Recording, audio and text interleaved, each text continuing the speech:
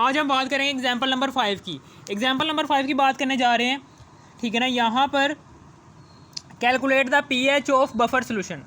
एक buffer solution है, आपको पता है कि बफर सोल्यूशन कौन सा सोल्यूशन होता है। ऐसा सोल्यूशन कि जिसके अंदर अगर आप कोई एसिड या बेस के कुछ ड्रॉप्स डाल देते हो तो उस सोल्यूशन की पीएच में ज़्यादा चेंज नहीं आता, ठीक है ना। चेंज आता है लेकिन ज़्यादा चेंज नहीं आता, उस सोल्यूशन को कहते हैं बफर सोल्यूशन।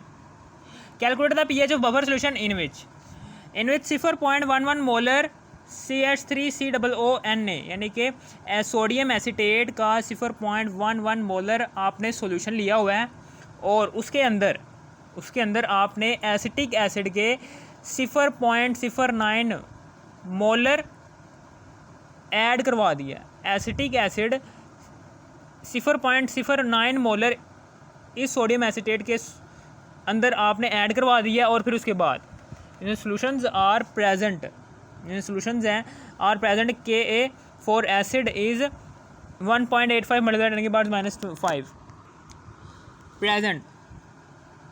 ये दो सॉल्यूशंस हैं, इन दो सॉल्यूशंस में आर प्रेजेंट, ये दो सॉल्यूशंस हैं जो प्रेजेंट है, मौजूद है, ठीक है ना। तो चूँकि ये जो सा बफर सॉल्यूशन है, ये बफर सॉल्यूशन जो सा है ये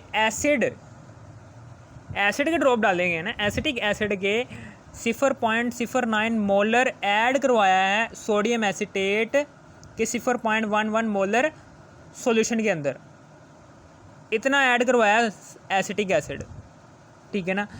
एसिटिक एसिड इतना ऐड करवाया, ठीक है ना। चूँकि हमने एसिड ऐड करवाया तो वो जो सा बफर सॉल्यूशन होगा,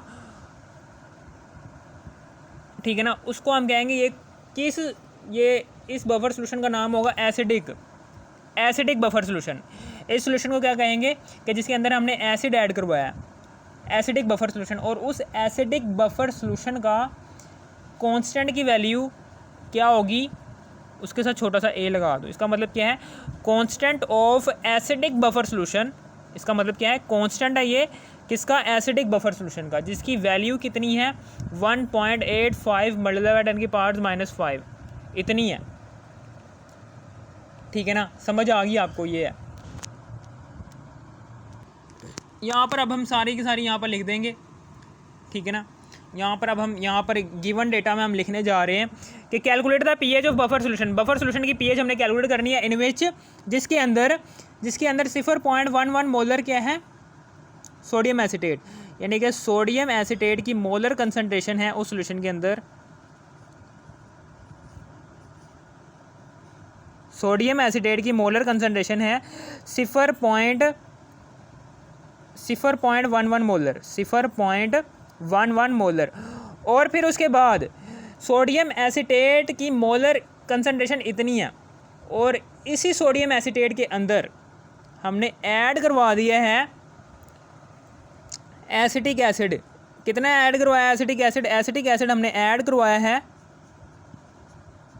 0.09 मोलर, इतना हमने ऐड करवाया, ठीक है ना। समझ आ गई। चूँकि यहाँ पर एसिटिक एसिड के हमने ड्रॉप डाले हैं, ठीक है ना, इस बफर सॉल्यूशन के अंदर। सोडियम एसीटेट क्या है, ये बफर सॉल्यूशन था। इस बफर सॉल्यूशन के अंदर हमने एसिटिक एसिड के कुछ ड्रॉप डाले हैं, तो जो सा कांस्टेंट होगा बफर सॉल्यूशन का, कांस्टेंट जो सा होगा, इसको नाम देंगे, ये क्या है, constant of acidic buffer solution, ठीक है ना। चूँकि ये इस बफर सॉल्यूशन के अंदर हमने एसिड के ड्रॉप्स डाले हैं, तो इस बफर सॉल्यूशन का जो सा कांस्टेंट होगा, उस कांस्टेंट को नाम देंगे constant of acidic buffer solution. क्या है, वो भी गिवन है कि कितना है जी, 1.85 मल्टीप्लाई 10⁻⁻5 इतना है। अब फिर उसके बाद हमें पता है कि पीएच हमने निकालनी है, हमने पीएच कैलकुलेट करनी है। तो पीएच का फार्मूला होता है pH is equal to PeKa plus log salt की मोलर कंसंट्रेशन ओवर एसिड की मोलर कंसंट्रेशन। हमें पता है कि हमने पीएच निकालनी है, तो pH is equal to P जहाँ पर भी आ जाए ना, पी का मतलब होता है माइनस लॉग, और Ka की वैल्यू क्या है, Ka की वैल्यू है जी 1.85 मल्टीप्लाई बाय 10⁻⁻5 है, प्लस फिर उसके बाद लॉग लिया, साल्ट की मोलर कंसनट्रेशन क्या है?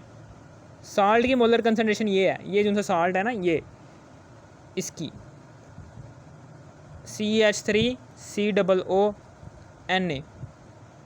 लिखो या ना लिखो, साल्ट है जी, ये है, ये साल्ट है, ठीक है ना, कि जिसमें एक मेटलिक एटम है और एक नॉन मेटलिक एटम है। मेटलिक एटम और नॉन मेटलिक एटम, या फिर ऐसे भी कह सकते हैं मेटलिक आयन और नॉन मेटलिक आयन के मिलने की वजह से साल्ट फॉर्म होता है। ये साल्ट है।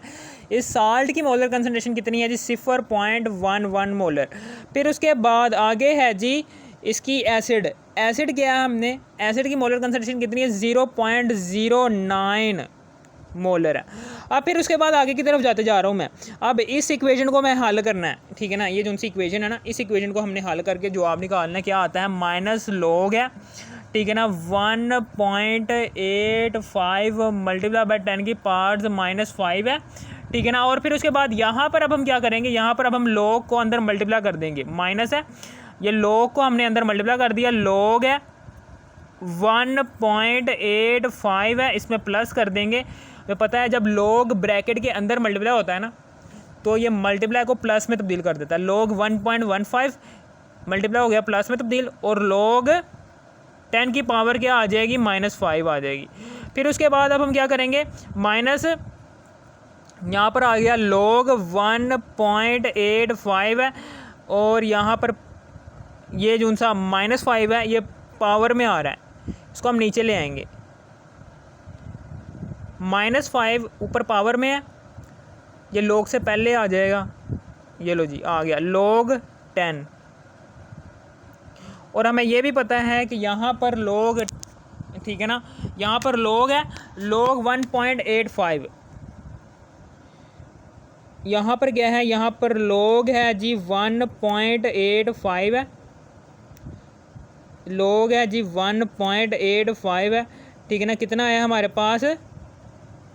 0.261 क्या है हमारे पास? 0.2671 माइनस किया, इसमें से 5 आ गया।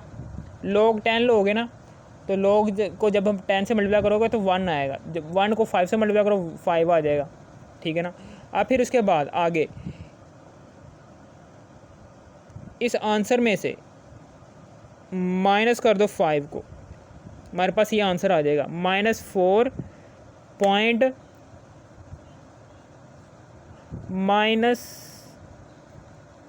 -4.7328 आ गया। अब फिर उसके बाद ये माइनस जो सा है, ये माइनस के साथ मल्टीप्लाई होगा तो प्लस आ जाएगा, +4.7328 आंसर आ गया। अब इसी वैल्यू को हम यहाँ पर दर्ज कर देंगे। यहाँ पर हम इसी की वैल्यू को दर्ज करने जा रहे हैं।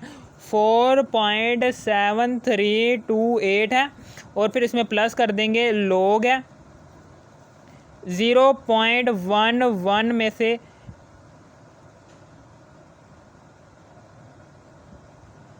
इन दोनों को डिवाइड करो। हाँ ज़रा 0.11 को डिवाइड कर दो 0.09 से, 1.2222, ठीक है ना। अब इसी का ही लॉग ले लो, ये जो सा आंसर है ना, इसी का ही लॉग ले लो। लॉग लिया इस आंसर का, ये लो ये आंसर आ गया 0.00, ये आंसर आ गया हमारे पास 0.0087 जब लॉग लिया इसका, तो ये आंसर आ गया। इसमें जमा कर दो 4.7328, हमारे पास आंसर आ गया 4.8199, 4.8199। इस तरीके से हमारा पीएच की वैल्यू हमारे पास ये आ गई।